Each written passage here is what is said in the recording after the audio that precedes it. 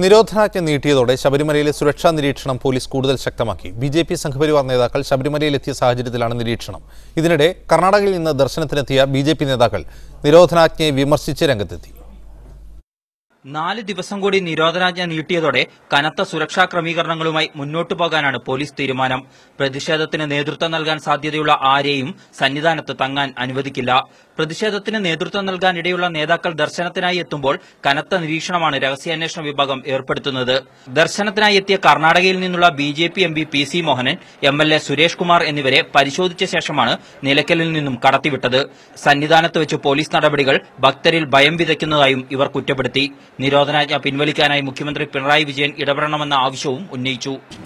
State government to remove this section 144 and give confidence to people that there is no problem. You please come to Ayyappa Swami Darshan, because for the whole year people would be waiting to come here for this season. തീർത്ഥാടകരുടെ എണ്ണത്തിലെ കുറവിനെ തുടർന്ന് അപ്പം നിർമ്മാണം താൽക്കാലികമായി നിർത്തിവെച്ചതിന് പിന്നാലെ അരവണ നിർമ്മാണവും വെട്ടിക്കുറിച്ചു.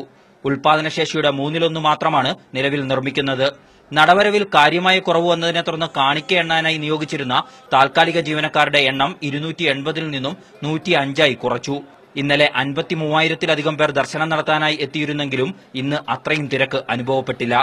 നിരോധനാജ്ഞ ഹൈക്കോടതി കൂടി ശരിവച്ചതോടെ വരും ദിവസങ്ങളിൽ ശബരിമലയിൽ പോലീസിന്റെ സുരക്ഷാ ക്രമീകരണങ്ങൾക്ക് അത് ശക്തി പകരും.